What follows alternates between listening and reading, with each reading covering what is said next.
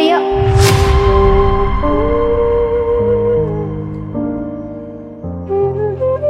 ভাইয়া গাড়ির চাবিটা লাগতো। চাবি এই তো বিছানার কর্নারে রাখা, নিয়ে নে। হ্যাঁ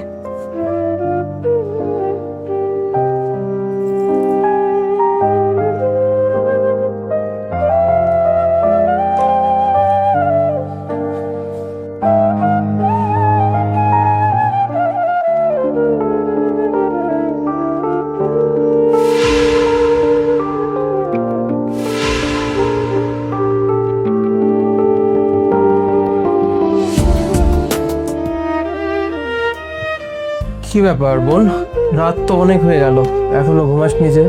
অফিসে কি কাজের অনেক প্রেশার? সব মিলিয়ে কেমন যাচ্ছে? কাজের প্রেশার আছে, সবকিছু ঠিকঠাকই চলতেছে। ভাইয়া তোমাকে একটা কথা জিজ্ঞেস করি। হ্যাঁ বল না। আসলে তোমাকে এর আগে মানে তোমার বিয়ের আগে আমি তোমাকে কখনো এতটা আপসেট দেখি নাই, অন্যমনস্ক হয়ে থাকতে দেখি নাই। তোমার ইদানিং যেন কি হয়েছে। ইভেন আমি সেদিন গাড়ির চাবি নিতে গিয়েছিলাম, তখন দেখলাম তুমি আর ভাবি আলাদাভাবে শুয়ে আছো। কোনো কি সমস্যা ভাইয়া? আমাকে শেয়ার করতে পারো। বোন আসলে তুই বড় হয়েছিস, সবই বুঝিস।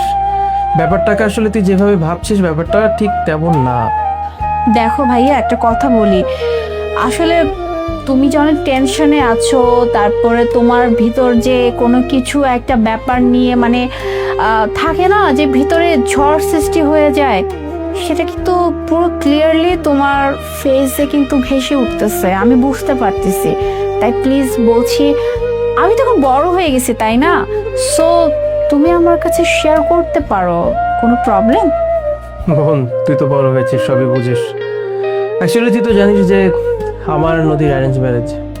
একটা মানুষ যখন অ্যারেঞ্জ ম্যারেজ করে তখন দুই পক্ষের দুজনকে না মানিয়ে নিতে একটু তো সময় লাগবে, তাই না? আমি একজন আননোন পার্সন, ও আমার কাছে আননোন পার্সন। সেক্ষেত্রে নদীর হয়তো একটু সময় লাগছে। আমি কিছু মনে করিনি অবশ্য, আমি ওকে সময় দিয়েছি, ও সময় নিক, ঠিক হয়ে যাবে সবকিছু। ও আচ্ছা, হ্যাঁ ভাইয়া, আসলে অ্যারেঞ্জ ম্যারেজের বেলায় এটা স্বাভাবিক হয়েই থাকে। আসলে কেউ কাউকে চিনে না তো ঠিকঠাক মতো, অ্যাডজাস্ট করতে বুঝতে একটু সময় লাগে। যাই হোক, আমি আশা করি সব কিছু ঠিকঠাক হয়ে যাবে। আর আমি চাই আমার ভাইটা যেন আপসেট না থাকুক। বিয়ের আগে যেমন আমার ভাইটা যেমন ছিল, এখন যেন তেমন থাকে। আর তুমি ভেবো না, আমি ভাবির সাথে কথা বলে নেব। ঠিক আছে বোন। এনিওয়ে অনেক রাত হয়ে গেছেন, তুই ঘুমিয়ে পড়িস, আমি ঘুমাতে যাই।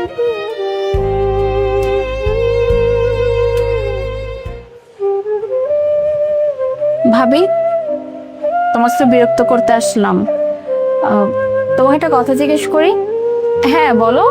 ভাইয়ের সাথে তো তোমার অ্যারেঞ্জ ম্যারেজ, তো সবকিছু কি ঠিকঠাক আছে? মানে তোমার কি কোনো সমস্যা হচ্ছে কোনো বিষয়? মানে তুমি প্রপারলি এই বাসায় ভালো আছো তো?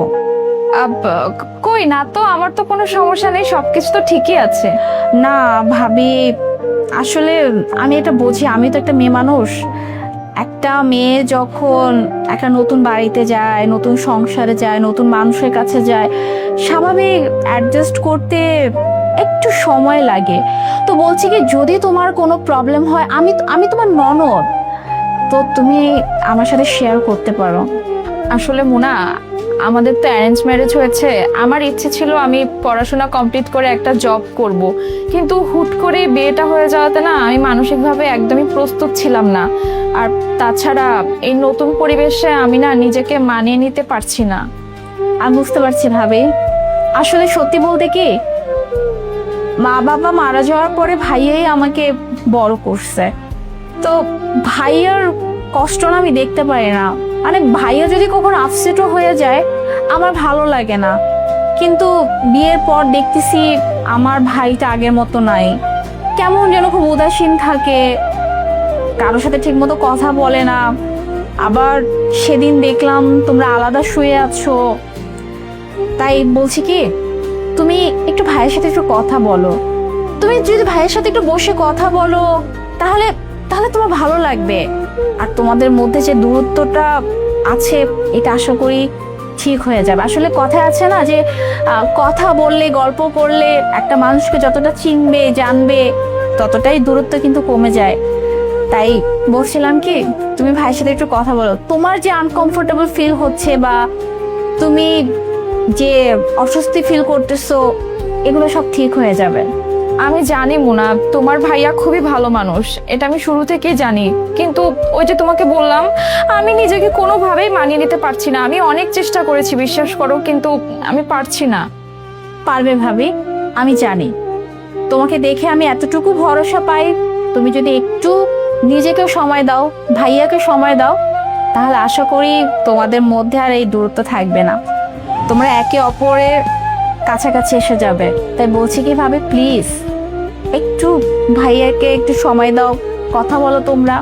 আশা করি সমস্যাটা ঠিক হয়ে যাবে। ঠিক আছে মুনা, তুমি যেহেতু বলছো, আমি চেষ্টা করে দেখব। আচ্ছা ভাবি, তুমি থাকো, আমি তাহলে আসি।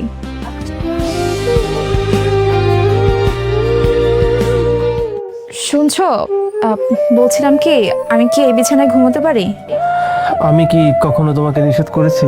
আর তাছাড়া তুমি আমার ওয়াইফ, এই বাড়িতে প্রত্যেকটা জিনিসের উপর তোমার একটা অধিকার রয়েছে।